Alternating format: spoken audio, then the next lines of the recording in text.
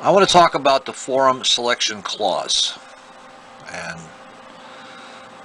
basically is that if you get a citation, you're the defendant, and then the police officer, he selects the forum by citing a specific section of the vehicle code, which is usually 3363 in Pennsylvania, and then he selects the forum by filing the original at the local magistrate's office or district justice. But that can be disputed. If you don't dispute, then you agree. That's the one quirk about the legal system, is that if anything not disputed is, you waive it and then you agree upon it. Okay, let's continue. So in this scenario, you're driving down a stretch of road and there's a speed limit sign. It says speed limit 25. Now that sign, the municipality has to pass an ordinance before they can erect that sign. I want to sidestep a minute. In Pennsylvania, you have three established speeds. You have the maximum speed, you have the minimum speed, and then you have the default set speed or safe speed, which is 55 miles an hour. So if you have three established speeds, which one are they talking about? And plus the numeral 25, its function is not identified. What does that numeral mean? Is that inches an hour? Is that the minimum speed, the maximum speed? But now, let's continue. So in this scenario, there you are, you're in the car, you just got pulled over, and the police officer said he clocked you doing like 47 in a 35 mile an hour speed zone. Okay. Now, naturally we're going to have dialogue. It doesn't really matter who starts the dialogue. But this is a time where you ask questions and, when necessary, make demands. I'll explain them. There's a lot of things to do first. You ask the officer if he has this camera, and if it's on, if he's audio video recording. If he doesn't, if he says no, then tell him, well, can you please stop, and then call a supervisor and have him bring a camera so you can audio video record the incident. Now, I recommend that you come prepared. So I have 3 cameras in my vehicle. I have one facing each direction, forward and backwards, and one facing the driver's door. Then you can notify the officer that you're audio recording for your safety and for his. So now the first question you want to ask him is, what ordinance did you violate? Now, a police officer has no affirmative duty to provide legal advice or make disclosure, but upon demand, he must articulate intent. He has to identify the parameters of this alleged violation, or otherwise, he's incompetent. If he has to know the law in order to enforce it. So let's say in this scenario, you were pulled over in Franklin County, Washington Township. And the stretch of road that you were pulled over is Metzner Gap Road. So the township passed an ordinance to reduce the speed from 40 miles an hour to 35 miles an hour. If you take notice, the numerals 40 and 35, their function is identified with MPH, the abbreviation for miles per hour. Well, that MPH is not on the sign. What is there, like a paint shortage? They couldn't put that on there? I explained that in a different video. Now, these whereas clauses, that's the fluff. They have to explain or justify why they're passing the ordinance. So now in the ordinance, this one in particular here, they have a section 2. This is the forum selection. It says, this ordinance shall be enforced in accordance with provisions of the Vehicle Code of Pennsylvania as it pertains to fines and or penalties. What about procedure? You violated an ordinance. You didn't violate the vehicle code. If the officer is going to use the vehicle code as the forum, then he still has to identify the ordinance, and he has to cite that on the citation. You see, speaking of the vehicle code, this is section 103. It says uniformity of interpretation. This title has underlined general purpose to make uniform the law, which the law in this case would be the ordinance throughout the Commonwealth. I want to sidestep a moment. What you're looking at is the Pennsylvania Driver's Manual. You can obtain one voluntarily. It is not issued to anyone. And to me, this is garbage, trash. Now, if the vehicle code applies to you, then you should be issued a copy. Then you have to sign a document proving that you have accepted it. Then it's binding. What I got to talk about in another video is that in 1934, 1935, what you call your driver's license identification number that is listed on your driver's license is actually an account number. In 1934, the vehicle code was no longer an administrative crimes code. Now, that driver's manual has an introduction, and I wrote the word disclaimer up here. And it says, like, the relevant part, this manual should be used as a general guide. Well, in section 103 of the vehicle code, they use the phrase general purpose, same thing. But they said here, but it's not a substitute for the Pennsylvania Vehicle Code, which contains the laws affecting Pennsylvania drivers and vehicles. Well, the trouble with that is that in 1919, the Pennsylvania Vehicle Code was repealed. The Commonwealth could no longer promulgate regulations because the federal government took control of vehicle registration. And I'm going to talk about the evidence about that in a minute. After 1919, the Commonwealth could only promulgate policy on how it was going to implement federal regulations.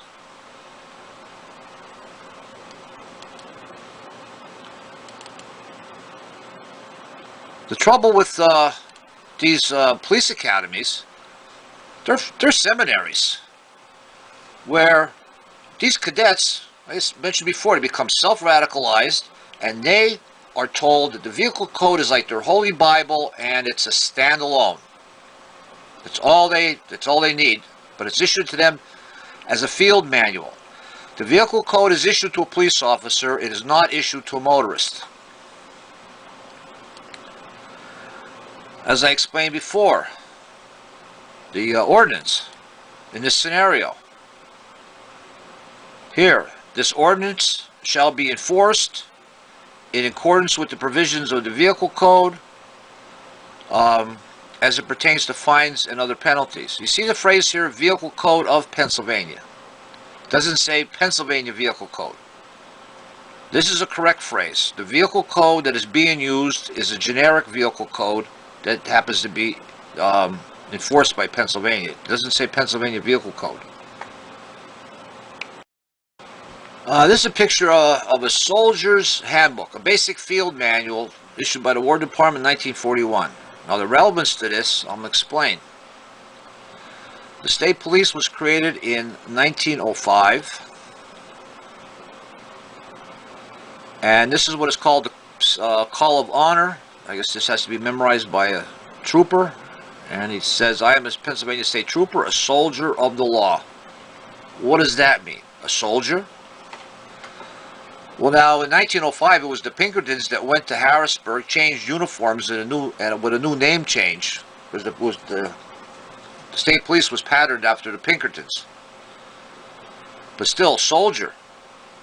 What is there? Declared war, martial law, and who's the combatants? Who's the enemy combatants? Seems all of us. Now, during this vehicle stop, the officer is going to approach your vehicle. This is a choreographed ritual to him. It's become second nature. He anticipates that you're going to be another dumb and stupid motorist, easily deceived, easily intimidated. The most important question is that what's wrong?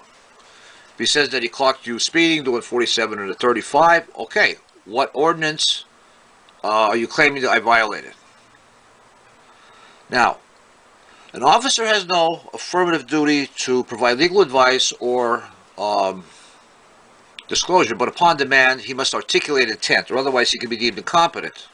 He has to, for him to enforce the law, he has to know the law. Now, he's going to use the section 3361 in the Vehicle Code as the forum, as means to prosecute you, but you didn't violate the Vehicle Code. You violated the ordinance in this scenario. So what is it? Identify it, and then document that on the citation. Well, if you know too much, then they're trained in psychology. Probably the first step is that he's going to have you try and doubt yourself, to second guess your position or your information. And if that doesn't work, then they're going to get nasty and they're going to start attacking your character. They're going to say like, do you have psychological problems? And if that doesn't work, then look out. Because in an instant, a police officer can become the bully monster. I mean, these cadets, they go to their seminary academy, they get self-radicalized, and then they think their badge is a steroid patch. And speaking of badges, I mean, this is a tit for tat. If a police officer asks you for your identification, well, then you ask him for his identification. I found a case where a police officer was wearing the wrong badge. A badge has a serial number. They just can't wear any badge. They just can't borrow their buddy's badge from a different police department. They're assigned a badge, and they have to have a credential, just like you with your license plate. You just can't have any license plate on your vehicle. So you ask him for him to identify himself. That's where you're going to piss him off. I mean, even their name tags that they have on their lapel there, they're ambiguous. Officer Smith, or they have some initials. So he's not going to like you asking too many questions. Too bad. So getting back to I like this word. It's called invoke. So if he's going to invoke section 3363 of the Vehicle Code, well, then you could start invoking sections yourself, like 3361. I like this one. Now, you see, anything that's in boldface type that was added by the publisher, that's his opinion of what this section is all about. And to me, that's contamination. That's bias. That taints. That's trying to limit your. That's to try and limit your perception of what you're reading. See, when you're issued a license, you're granted a certain amount of discretion. So what does it say? No person shall drive a vehicle at a greater speed than is reasonable and prudent under the conditions and having regard to the actual or potential hazards then existing, nor at a greater speed than will permit the driver to bring the vehicle to a stop within the assured clear distance ahead. Well, that means you have to know the gross weight of the vehicle, because a heavier vehicle takes longer to stop. I mean, a little subcompact car, you could stop faster than a 7,000-pound truck. So if you invoke section 3361, now you're throwing it in the officer's lap to justify this, to claim that, well, by you going over the speed limit, let's say you were, but by you going over the speed limit, that you weren't reasonable and prudent under the conditions, that you had no regard to the actual potential hazards that existing, or you were traveling at a speed greater than you would permit you to stop based on the gross weight of your vehicle, and like coefficient of friction with tires, road surface, the concerning weather conditions, traffic patterns, or other vehicles on the road. He wants to treat this as put blinders on. This is a rule violation. Well, now we're talking contract or unilateral contract. And you see, in 1934, the vehicle code was no longer an administrative crimes code. And after 1934, what you call the your driver's license identification number, I think it's a 7-digit number, that's your account number. I'll get back to that later. Another section of the vehicle code you want to invoke is called section 3111, especially paragraph B. It's concerning this traffic control device. That proper position and legibility of device. The key word or key phrase is sufficiently legible. So right there during the traffic stop, you tell the officer that you're raising dispute that the traffic sign is vague and ambiguous. Now in this scenario, you got pulled over in an area marked 35 miles an hour. But I picked this sign at random, but still 25, 35, it's the same principle. This sign is vague and ambiguous, and you're invoking section 3111. Now you're throwing burden on him to claim that it isn't. I mentioned this in a different video. The reason why these signs were erected to be vague and ambiguous, to give the officer some wiggle room. So in case he pulls over the judge's wife or the mayor's girlfriend, now he has a lot of gray area, now he can let them slide because the sign is vague and ambiguous. I said I have that, discussed that in a different video. Now during this vehicle stop, you don't cross your fingers hoping that the police officer is going to be a nice guy and just issue you a warning. You can request one. Just like, for example, if you have a credit card and you made a mistake and you forgot to make a payment on time, you could call up the representative and you could apologize and say, hey, could you waive the late fee? And most of the time, based on your payment history, they'll do it. But you have to ask for it. So if you have a good driving record, if you haven't been pulled over in, say, 5, 10 years, whatever, and you request a warning. And the officer has discretion. So if he refuses to issue you a warning, remember now, you're having this audio-video recording with your cameras. And hopefully he has this with his cameras. So if you ask to be issued a warning, and he refuses, well then, ask him, I says, well then why? You have to justify that at the hearing. Alright, what you're looking at is Title 75, Vehicle Code. This is in PDF format. Now, this section here does not have a statement of jurisdiction to either a geographic or geopolitical area. Neither is there any expressed language that clearly says that a motorist who receives a license is obligated to comply with this section. Now, I don't know if you take notice that all these numbers are in consecutive order. You go from section 101 to 104, and then it jumps to section 1101. Well, what happened to the other 900 and some sections here? That was the original Pennsylvania Vehicle Code that was repealed in 1919. But getting back to statement of jurisdiction, the closest thing to a statement of jurisdiction is section 103, uniformity of interpretation, or it's the general purpose of the Vehicle Code. Well, the general purpose of the Vehicle Code changed dramatically in 1934 when it was no longer an administrative crimes code.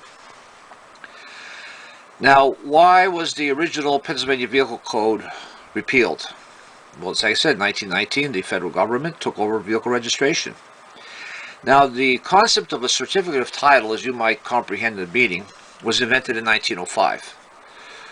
So for the first 13 years, from 1905 to 1918, the Commonwealth was issuing certificates of title under its direct authority. And then in 1919, when the federal government superseded state jurisdiction, took control, all the certificates of titles were repealed. they're invalidated. So there was a big recall. If you were a motorist back then, you had to surrender your document, and then you were issued a new document, because after 1919 all certificates of title are federal documents issued by the Commonwealth, which in 1919 the Commonwealth became a district trustee and could only issue policy on how to implement federal regulations. So in a separate video, I'm going to explain the evolution of the vehicle code as a field manual issued to the police departments. They were in a loose leaf binder, and like I said, up until 1934 they were administrative crimes code, because starting in 1903, if you were arrested for anything in relation to a vehicle, you were entitled to a jury trial. With all the vehicles on the road, that would have clogged the courts. So they had to figure out a way so they could handle violations administratively. So, and this is why you go before the magistrate. Only in rare circumstances will you could be charged also under the vehicle code and according to the penal code. But I said I'll save that for another video. Now, what you're looking at is an inmate handbook, and the relevance of that is that starting in 1903, the Commonwealth criminalized owning and operating a vehicle. So the inmate handbook is an administrative crimes code. So, for example, if you assaulted another inmate, then the prison could select the forum. They could either handle things in-house administratively, or they could, they could send it outside and have you issued a new street charge, or both. So if a charge is handled administratively, such as an assault, that does not create an estoppel, and that means there's no double jeopardy, so you could be charged administratively and in the regular court system. So from 1903 to 1934, the vehicle code was an administrative crimes code, but that ended. Okay, what you're looking at is an enlargement of the signature line on the registration credential for the vehicle. That's where you have to sign.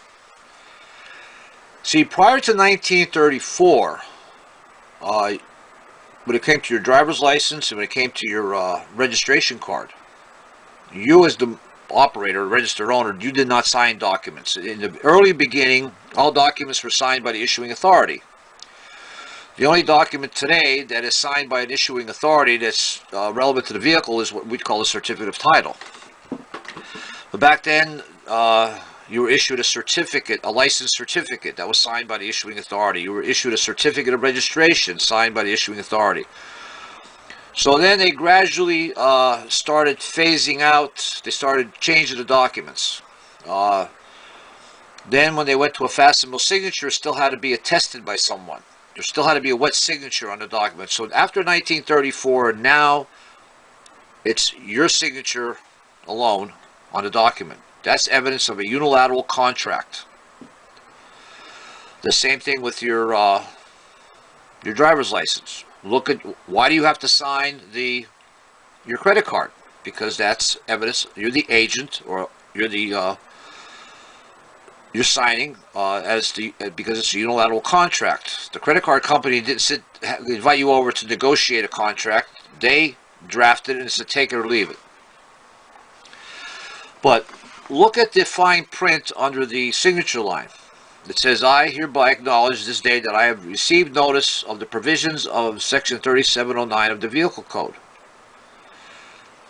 When you get your registration credential, they should be attaching a complete updated copy of the Vehicle Code, not just one section. To me, when the Commonwealth added this one section here, well, that 3709 pertains to littering. there's a thing called an exclusion rule. By them only mentioning 3709, they gave you notice. See up here where it says detach here? The actual notice was attached to the registration credential. So by them issuing you a copy of section 3709, they excluded all others. So by signing this, you agreed to use section 3709 as the forum in case you were someplace and you were pulled over for littering. So if the whole entire vehicle code applied to you, then this section here is a screw up, because it should say, I hereby acknowledge this day I received the full notice of the provisions of the vehicle code. It said if the vehicle code applied to you, then the Commonwealth would have to issue you a complete copy and then attach it to the registration credential, and then now it's binding, the whole thing. But it doesn't. After 1934, the vehicle code is a selective unilateral contract. It's non-binding upon anybody unless two parties agree. I'll say that again. The vehicle code as it stands now doesn't apply to anybody. But two parties can use this generic vehicle code to settle a dispute. And it would be you and the police officer. But the police officer, he can't let you know what's going on. That's why he has to take possession of your documents, fondle them in his fingers, and then he's a third-party intervener, and now he got you to use this generic vehicle code as the forum to settle a dispute. As a summary so far, since you got your camera going and you're making a video of this incident between you and the police officer, you have to tell him that you do not consent to being charged under Section 3363. Doesn't matter if he agrees with you or not at that point. He's going to probably disregard what you said, but you still said it. So then after you're issued a citation, when you're issued a citation, you definitely want to sign it. And then you just don't sign your name. You have to sign agent of. You put down under duress coercion. No contract. And then you'll be issued a copy. And then the police officer is going to file the original with the local magistrate. Well, there's another thing too. There's a word there in the fine print. Understand. If you ever see a word, if you ever see the word understand, you cross it out, and you could write in on the margin object, because by objecting, then you read it, but you don't agree with it. See, the word understand is a bastardized word, which means you stand under, or you submit to the authority or jurisdiction of the police officer. That's a snare and a trap. So I recommend anytime you see the word understand in any kind of document, you cross it out, and then you, on the margin, write object. So anyway, the officer is going to file the original with the local magistrate. So there's where the second part of forum comes into play. So now comes the second part of forum. The officer is going to take the original and he's going to file it with the district magistrate's clerical staff. And they also do not have an affirmative duty to provide legal advice or disclosure. But then again, upon demand, they have to articulate intent. So they're going to bullshit you. They're going to say, oh, well, you only have two options. You can only plead guilty or not guilty. That's a slick move, because if you plead guilty or not guilty, either way, you're accepting the forum of the district magistrate. And to me, he has no standing. He has no subject matter jurisdiction. If you violated a provision of the vehicle code, well, then we have to have a hearing before PennDOT in Harrisburg or some regional office. And if you violated the ordinance, well, then we have to go have a hearing at the regular courthouse, and then you make a demand for a jury trial. So the first thing you want to do is you don't plead guilty or not guilty. You file a motion for a change of venue, that you're disputing the forum. So in the next video, I'm going to talk about what goes on at the magistrate's office or district justice. It says after the police officer files the original with the magistrate's clerical staff, they're going to bullshit you. They're going to say you only have two options. You got to plead guilty or not guilty. No, there's a third. You file a motion for change of venue, and that has to be heard first because you're disputing the forum. And we'll talk about that in another video.